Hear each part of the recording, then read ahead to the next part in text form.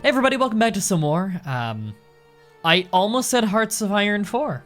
Crusader Kings 2, everybody. I'm really competent. I can see why you all showed up to this stream / YouTube video on YouTube later. So, we're finally out of our horrific regency. We are 22-year-old. I think someone corrected me and said this is Badshah. I was saying Badshah. I should just ask Fatima. My wife is fluent in Arabic. But, yeah, Sassers of the Ibrahimid Empire. We are out of our horrible regency. We have yet another Chinese princess wife, which is wonderful. We're quite well educated in terms of handling money, and we get grace per month now because we kowtowed to the Chinese emperor, which was very much worth it. It took like 2 years to do. Like, we were gone for quite a while, which sucks. But things are actually pretty stable in our stead. We're still family focused because, good God, we want more heirs. We have 2 sons right now, which is looking good. Are we able to switch right now? No, why? Oh, right, I'm Muslim. Okay, so I can switch. It's been 5 years.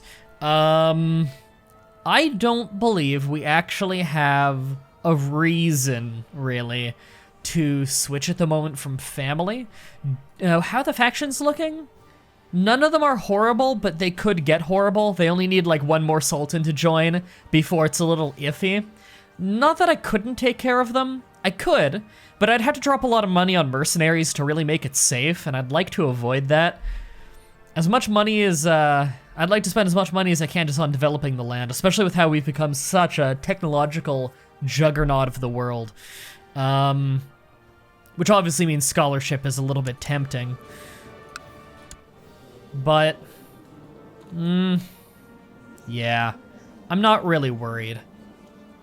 Yeah, monthly prestige down incredibly slightly, monthly grace up massively. I'm very happy about that, considering that our prestige is already fantastic. We don't need to worry about that. We have so many artifacts. Okay, so we gotta remember our claims we have right now. We have a good amount of claims up in here. Unfortunately, there are some little independent nations here that we really want to take. Actually, it looks like they're getting eaten up a bit. But they're Shia, so they won't agree to just become our vassals, even though we're their de jure lord. We're gonna have to fight them, because only if they're our branch of the religion would they even consider joining. Because the year is 982, tolerance is low, and they consider us heathens, which is pretty negative. If you want to prepare for war, filling your council with good promoted commanders should help state marshal. I think that affects levy size. Yes, that is correct. I actually have a video I'm working on YouTube. It's like 7 great tips to improve it. Crusader Kings 2. It teaches people how to improve it and stuff. Yeah, don't worry about giving me like super basic. Sorry, I'm talking for anyone who's watching on YouTube. Someone very new just came in. I have like, what am I at? I'm in like the 400s, 300s, 400s of hours. I study this game hardcore for guide videos and whatnot. I have, I believe, the currently top result tutorial on this game on YouTube. Stuff like that. I'm not trying to say I know everything. Obviously not. This is Crusader Kings 2. This game is the fucking Mecca of weird, obscure rules that you'll only run into over 1,000 hours into the game. But, yeah, like of course I know, you know, stack as many places that you personally own in your capital as possible, then you train troops and collect tax on that, so that you're maximizing the bonus of both your capital, all of those things being in the same place, then applying the bonus of all those things to the same thing. On top of that, we're Mecca, so we have the trade post. Like, I know how to, like, stack a lot of the numbers and stuff. Anyway, I am rambling. Technology. We are getting the incredible, almost 11 economic technology points per month, which is just so much better than cultural or military, and it's all thanks to Stewards. The last episode, we gave this man some land. He's our rival because he did teach us growing up and he made us ambitious. But we actually gave him a duchy. I believe it was 1 or 2 duchies, actually. He'll probably start making it Taoist. But hey, we don't play for 100% skill anyway. We're having fun with this. What about the Chinese engineer guy, says Dr. Nimbus? That is this guy that I was just talking about. I'm guessing the stream is probably like 15 seconds behind. Your steward has got me special tithe. Okay, 550. Sweet. And we're actually, when we ended, we were in a little bit of a war up here for some land there. It was just a rebellion, really easy. We've got our retinue marching over there. We can't possibly lose that. It's just a bit of a march. Library done in the Hospital of Medina, right. Because, a majority population has been converted to Sunni. Fucking finally. We're finally starting to really convert places, which is good, because we've had an issue with that for a long time now. Of converting places slowly. I do like that we finally have a coastal province that gives us access to the Mediterranean. That's really important, that we finally have boats that can go there. Now, mind you, I don't believe we have a big fleet here. No, we only have 22 ships there, which isn't great. I'd like a lot more here. In fact, I'm gonna throw down a fort right there. It's very minor, but I just really want control of that area and to have it as defended as we can. It's kind of garbage land right there. It's never really gonna be worth much. You can't build many counties there, or many county holdings rather. It's never gonna be great land, but if we get boats out of it, we get boats out of it. We're gonna need that. We have a little bit of land in modern Italy, and we do wanna start pressing that more at some point, but I'd rather try and unify northern Africa and Egypt a little bit more first. We also have that claim here in modern day Jerusalem, Israel. There we go. We have a claim in there, and we can totally become the Caliph. Like, the Caliph is so fucking weak compared to us. I really want to become the Caliph, but that requires we essentially destroy his title. It's actually very difficult to usurp someone as Caliph as a foreign nation in this game. But we can do it. It'll just take a little while because we gotta really stamp him out, and he has a lot of little properties all over the place, so it'll take a while. So, yeah. Being asked in the chat, what would I say is the most difficult place to start? I mean, if you're meaning like section of the world, like, Iceland's pretty bad. Iceland's pretty difficult, but at least you have the advantage of being raiders, so there's that. I don't know. I don't think there's any like hard, absolute most impossible place to start as. I mean, I started as Asterius in a playthrough on YouTube once, which is like up in here, in the earliest start date, where it's just Muslims all over and France is incompetent, and yet I don't believe I ever lost a single holy war. As a much, much, much smaller and weaker nation, I survived against the encroaching Muslims for like, I don't know, 400 years, never lost anything. I only ended up losing that playthrough due to succession issues. All right, Hospital in Medina. We gotta keep that one upgrading. Money is fucking incredible. Yeah, let's keep Translation House. I want the economic technology points. There we go. Beautiful. And have you caught up yet? Yes, it has. Let's get a Translation House. No, I want Library first because that's text spread rate, and it will spread it to, again, that weird thing we found where a spread rate really should be like absorption rate. It's oddly worded. Text spread isn't spreading from a county to the neighboring counties. It's absorbing from your neighboring counties. So Mecca is where all the tech is. It's the most technologically advanced county in the world right now. We've surpassed Constantinople in most things, technology-wise.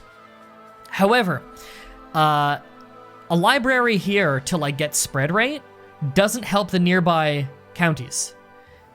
The nearby counties having text spread rate will spread it from Mecca. So it shouldn't be called spread, it should be called absorb. I don't know why they worded it that way. But that's how that works. Am I leading armies, says Sassarus? You are not. I don't want you dying, you're young, and we have really young kids that are the heirs. I don't want to take any risks there. All right, we're almost dealing with this whole problem here. Family first, yep. I might actually switch that soon. Propose. No, fuck off Hispania, trying to marry my half-sister. Yeah, siege. I don't really care that they siege that a whole lot. I don't directly own any of that. It's up to the, I believe it'd be the Sultan of North Africa is probably controlling that land, who's one of my sultans. I believe he's actually one of the ones, I can't just give out land to people who ask. Fuck off. Yeah, he's one of the sultans who's in an independence faction against me, so I don't mind if his levies are a bit fucked for a little while. In fact, that faction just went above 70% of my strength. Of course, I'll spend 200 gold to keep the trader out running. This trader out makes me more than 200 gold a month. There we go. Easy. All right, we're gonna march him back to northern Egypt because we really want to take Egypt. So that's actually owned by the Caliph, the Shia Caliph, who is not even. He's barely half as strong as us. He has no alliances. In fact, he's got defensive pacts against us. Or sorry, against him. Here's one of my vassals. God, I have a lot of claims on this, don't I? Well, if I go down to, yeah, conquest, I have so many claims. Mostly because we do have the Sultany of Egypt as one of our titles, and so naturally, or a title underneath of our empire at least, so naturally we could take all this. I'm seeing in the chat, does tech spread count also to spying? Yes, that's actually an interesting thing that I'm talking about in my 7 Great Tips to Improve at Crusader Kings 2 video that I'm working on and should be out in less than a month from now. It's just very difficult to get all the footage for it because it's a game of such weirdly specific things. But interestingly enough, and this is a very useful tip for if you're a very technologically behind country trying to keep up. I, in the video, show it as Ireland. Different save file, of course, where I've united Ireland. I actually have united all of the British Isles in that one. But at the time, I was just Ireland, and Ireland was very behind technology, so what I did was, if you have your, normally you would never put your, your counselors researching cultural or economic or military, whatever, in your capital. Because it's spread, it's not, spread is absorption, and so you'd have nothing to absorb it from, unless your capital happens to be next to a county that's more advanced, which is incredibly unlikely. However, your spies study technology increases the rate at which your capital is getting technology, because it's researching it from that. The way the game does this is it considers, basically what it does is the researcher that's coming in from your spy is kind of as if your capital were next to the city that your spy is in. So I put my spy in Constantinople, which at the beginning of the game is the most advanced city in the world. So what you do is you put your spy in Constantinople or some advanced county of your game, then you put your guys to research whatever technology you want in your capital, and it applies both bonuses as if your capital is next to Constantinople and you have your people taking the technology into the neighboring county. All of a sudden, your technology spread or your technology gain from the techs you're getting from Constantinople skyrocket. So the 1-2 punch of that, very, very powerful. I would actually argue that that is probably one of the only times you would ever use a counselor to research technology, because otherwise it's actually quite weak. But when you combine those two things, it's great for catching up a country that's behind in technology. So I can really recommend that. I talk about that in quite a bit of detail in that video that'll be coming out on YouTube later. Order construction of a massive bronze statue of the main entrance of Mecca, depicting yourself holding a raised sword, challenging the very heavens to strike you down if they dare. This generous gift to the people will help them remember your splendor and brilliance. Gain 2 decadence. This is the first time we've gone above 0 decadence in probably 200 to 300 years. Well, we're just gonna hold a fast then. We have so much money, I'm not concerned. We'll just do Ramadan. There we go. Let the fast commence. And we're back down to 0 decadence. Fixed it. Okay. Okay, so we're being told we can get more technology. It's economic, and we might just hold on to this, actually. We get God, we get technological advances, rather, so quickly thanks to that, the close work we've done with China. I swear, getting a Chinese engineer and landing that motherfucker, holy shit, does it ever advance your country in economic progress. It is incredible. And as I've said 1,000 times, economic technology advances are my favorite of the three. Cultural, I think, are the least important once you've got to Legalism 3. Legalism 3 really changes the game, especially if you're a Catholic nation. After that, it's nice, but it's not a huge deal. And military advances, really, it's all about that military organization. Military organization is so powerful. Whereas with economic advances, there's a lot of things you want to get. And so you're going to naturally need the most points in that because there's such a variety of things you'll want. We have enough that we can just buy something else outright. I'm tripping over my tongue today. How are we doing in Mecca right now? What is our next proper step? So we just got our Kaaba town up. I think someone corrected me and it's Kaaba. But again, one of these days I gotta just ask Fatima because she's, you know, my wife is from Baghdad, Iraq. She's fluent in Arabic. I should just be asking her. In Castle Infrastructure 6. We are at 4. Okay, so that's a little ways off. However, Training Grounds level 3 is a high priority for me. Training Grounds 3 will get my retinue size up, and as I've said so many times, retinue is something I care about so much, because that's what keeps, not only does it keep us stronger than our neighbors, it keeps me stronger than my vassals. That's what's keeping them from rising up, is that powerful retinue that they just can't compare to. Dr. Nimbus asks, what if you marry one of your daughters to a powerful vassal to keep them out of some factions? That's definitely something we do sometimes. We actually did that during our regency when one of the factions was getting too powerful. However, I kind of like holding on to the daughters more as bargaining chips for external powers if need be. Right now, we deny marriage requests almost constantly because all the nations wanting to marry with us are so much weaker and they have lands I covet, so I'd rather not. Pretty much, I hold on to them as an emergency bargaining chip for an emergency alliance or non-aggression pact. Although, if I have a lot of daughters, I'll start marrying some off to hope I get heirs in foreign lands that I can later press their claim to take foreign lands. That's just very difficult as a Muslim, because the lands I'd really want to be taking is Catholic lands, and they're not going to want to marry. They're not going to want to marry into my daughter's family, so. Okay. Progress, though. I'm kind of digging the idea of just getting my keeps up again, because I'm one level of keeps away from getting castle walls up, which is a little bit of money, a little bit of levy, dirt cheap to upgrade.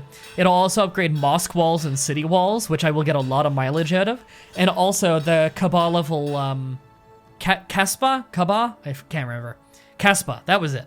Level 4, which is a keep level 4. It's the same thing as a keep level 4 in a Catholic nation, which, as you know, is very, very powerful in a well-developed land. That'll get me a lot of troops. It just takes a very long time to build. So I'm thinking, yeah, I'll just buy out keeps right now. There we go. And let's drop a little bit of cash on the walls first, because they're cheap. They build fast-ish, comparatively. Compared to 1,200 to 4 days. But that will get levy size up by another 20 and garrison size up by 20, which will increase it total by 50, which is just incredible. You have a ton of sisters. I do have a decent amount, but I don't want to marry them off to vassals right now. Again, that's a last resort. Castle walls, because that will add up. I have a lot of bonuses that will add up quite easily. So I'm going to do that in probably all of these just immediately. Mosque walls as well, yeah. There. Just dropped about 1,000 on all of that, but it was worth it. I forgot I was also in, hope I don't go into debt because of Ramadan. Yeah, well, I got to drop this cash. That'll bring us very low in money, but we got to because we don't want to become decadent. Our low decadency is part of what has made us so powerful. And of course, gain some piety, lose some decadency, yeah. Send out the invitations, this will cost a lot of money. Cancel the festivities, I don't care. I don't gain decadency for that. Present my beloved wife a gift. She actually likes me so much that I'm not going to drop the money on that. She'll be slightly upset for a very slight amount of time.